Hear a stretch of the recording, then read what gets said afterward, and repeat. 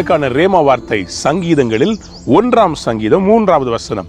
அவன் நீர்க்கால்களின் ஓரமாய் நடப்பட்டு தன் காலத்தில் தன் கனியை தருகிற இலையுதிராது இருக்கிற மரத்தை போல் இருப்பான், அவன் செய்வதெல்லாம் வாய்க்கும். அன்பார்ந்த பிள்ளைகளை, இன்றைக்கு கர்த்தர் உங்களுக்கு கொடுக்கிற வாக்குத்தத்தம், அவன் செய்வது எல்லாம் வாய்க்கும்.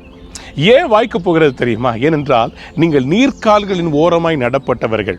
நீர்க்கால்களின் ஓரமாய் நடப்பட்டதை எதற்கு பைபிள் இந்த இடத்துல ஒப்புமையாய் சொல்லுகிறது என்று சொன்னால், கர்த்தருடைய வேதத்திலே பிரியமாய் இருக்கிற மனுஷன், தியானமாய் இருக்கிற மனுஷன்.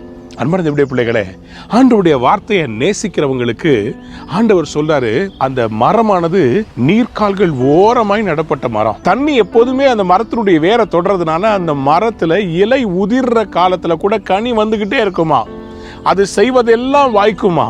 இன்றைக்கு கடவுளுடைய வார்த்தை உங்க வாழ்க்கையை என்றைக்கும் தொட்டுக்கொண்டே இருந்ததென்றால், இந்த வார்த்தை உங்கள் வாழ்க்கையின் ஒரு அங்கமாய் மாறிவிடுமானால், நீங்கள் செய்கிறது எல்லாம் வாய்க்க போகிறது. Everything will prosper. இங்கிலீஷ்ல போட்டிருக்குது எவ்ரிதிங் வில் ப்ராஸ்பர். ஆமா பிரியமானவர்களே, இந்த நாளிலே கடவுளுடைய வார்த்தையோடு ஆரம்பிக்கிற உங்களுடைய வாழ்க்கை ஆசீர்வாதமாய் மாறப்போகிறது.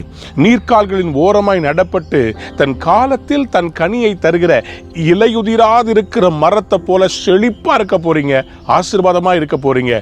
இந்த நாள் உங்கள் குடும்பம் செழிப்பாக இருப்பதாக, உங்களுடைய சரீரத்தில் இருக்கிற பலன் செழிப்பாய் இருப்பதாக, உங்க பிள்ளைகள் செழிப்பாய் இருப்பார்களாக, உங்கள் பொருளாதாரம் செழிப்பதாக, சகல நன்மைகளும் இந்த நாளில் உங்கள் வாழ்வில் வருவதாக. God bless you. Have a wonderful day.